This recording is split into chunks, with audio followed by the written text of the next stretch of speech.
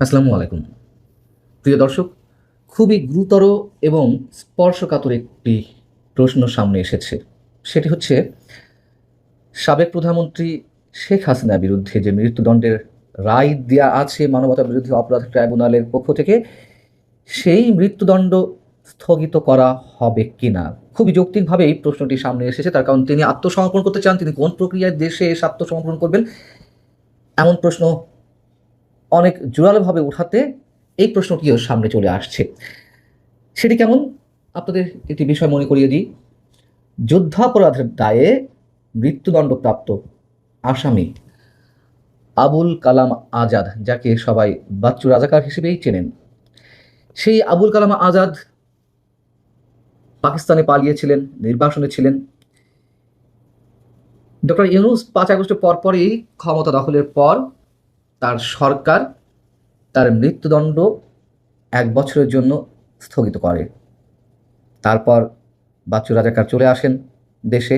দেশে এসে মানবতাবিরোধী অপরাধ ট্রাইব্যুনালে 13 বছর পর আত্মসমর্পণ করেন এবং আত্মসমর্পণের পর তাকে জেলেও যেতে হয়নি।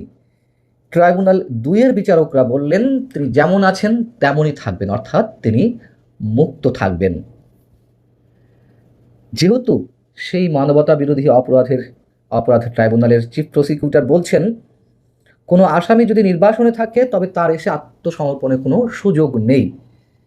তিনি যেহেতু ভারত সরকারের নিয়ন্ত্রণে রয়েছেন, তাই প্রত্যর্পণ চুক্তির আওতায় ভারতকেই হস্তান্তর করতে হবে তাকে। এখন কি হবে? এখন তো আত্মসমর্পণের একটা সুযোগ নজির তো রয়েছে এই দেশেই, এই মানবতা বিরোধী অপরাধ ট্রাইব্যুনালেই, যেখান থেকে শেখ হাসিনার বিরুদ্ধে মৃত্যুদণ্ডের রায় দেওয়া হয়েছে। আবার চোখের সামনে একটা চিত্র ফুটিয়ে তোলার চেষ্টা করছিলাম। ধরুন শেখ হাসিনা স্থলপথে বেনাপোল বর্ডার দিয়ে অথবা আকাশপথে ঢাকা বিমানবন্দরে এসে যেভাবে হোক, যে প্রক্রিয়া হোক পৌঁছলেন, দেশে ঢুকলেন। তখন কি করা হবে?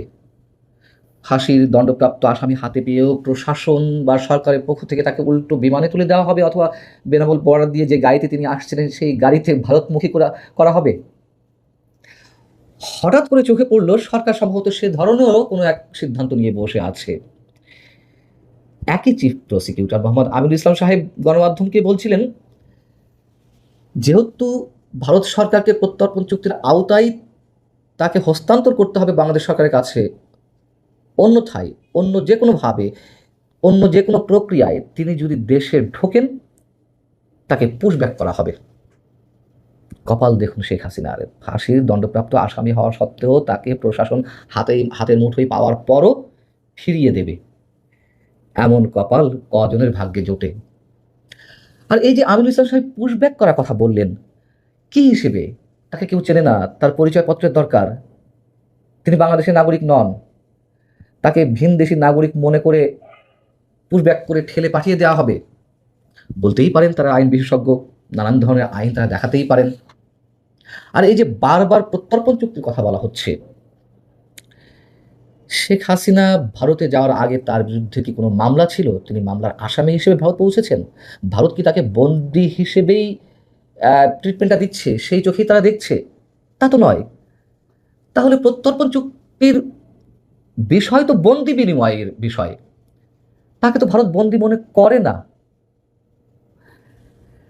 আবার আমাদের পররাষ্ট্র প্রতিমন্ত্রী শামা ওবায়েদ সম্ভবত সরকারের কোনো প্রতিনিধি হিসেবে এই প্রথমবারের মতন মুখ খুললেন। তিনি বললেন, যেভাবেই যার কাছেই শেখ হাসিনা আত্মসমর্পণ করুক, বাংলাদেশে এসে আত্মসমর্পণ করুক আর যাই করুক, প্রক্রিয়া একই, ওনাকে জেলে যেতে হবে।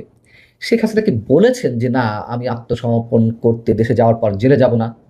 তিনি তো তা বলেননি, বরং তিনি ওইটি মাথায় নিয়েই তো ঘোষণা দিয়েছেন যে আমি দলের অন্যান্য নেতাদের নিয়ে দেশে ফিরবো, আত্মসমর্পণ করব। ভয় কেন দেখানো হচ্ছে তাকে, এবং ভয়টা কোন পর্যায়ে দেখানো হচ্ছে? এবার আসুন সে বিষয়ে একটু কথা বলি।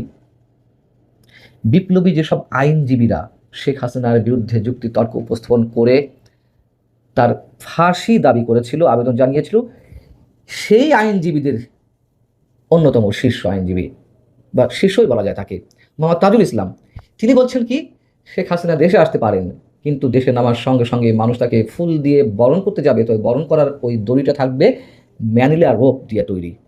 ম্যানিলা রোপ মানে আপনারা জানেন যে ফাঁসির যে দড়ি, সেটিকে ম্যানিলা রোপ বলা হয়। অর্থাৎ তাহলে স্পষ্টত বলছেন তিনি যখন যেভাবে ঢুকবেন ওখানেই ফাঁসিতে ঝুলানো হবে। এই ব্যক্তি আবার ছিল শেখ হাসিনার যুদ্ধে রাষ্ট্রপক্ষের প্রধান কৌশলী, চিফ প্রসিকিউটর। এরা নিজেরাই যেই ট্রাইব্যুনাল থেকে শেখ হাসিনার মৃত্যুদণ্ডের রায় বের করলো সেই ট্রাইব্যুনালকেই মানে না, মানে সেই ট্রাইব্যুনাল পর্যন্ত যেতে দেবে না তারা, সেই বিচারের রায়ও মানে না, মবের মাধ্যমে তার মৃত্যুদণ্ড কার্যকর করা হবে। আবার কথিত বিপ্লবী সার্জিস আলম তিনি এবার প্ররোচনা দিচ্ছেন আত্মহত্যার। তিনি বলেছেন যে শেখ হাসিনার উচিত দিল্লিতেই আত্মহত্যা করার। সামাজিক যোগাযোগ মাধ্যমে অনেক পণ্ডিত ব্যক্তিরা বলছেন যে ভারতে পলাতক ডাইনি হাসিনা দেশের মাটিতে পা রাখার সাথে সাথে উন্মত্ত আমজনতার প্রতিশোধ স্পৃহায় যে মব সৃষ্টি হবে, আইন শৃঙ্খলা রক্ষাকারী বাহিনীর তা ঠেকানোর সক্ষমতা নেই। এরকম অনেকে লিখছেন, অনেক সময় লাগবে এগুলো বলতে গেলে। অর্থাৎ এই যে ট্রাইব্যুনালের বিচার রায়, এসব বিচার টিচার কিছুই না, কেবলই শো অফ। মন চাইলে বিচার করলাম, মন চাইলো ফাঁসির আসামি ফিরিয়ে দিলাম, মন চাইলো আদালতের প্রক্রিয়া শেষ হওয়ার আগেই তাকে মেরে ফেললাম, যা ইচ্ছা তাই। দেখি সামনের দিনগুলোতে আমাদের জন্য কি অপেক্ষা করছে। ভালো থাকুন সবাই, আল্লাহ হাফেজ।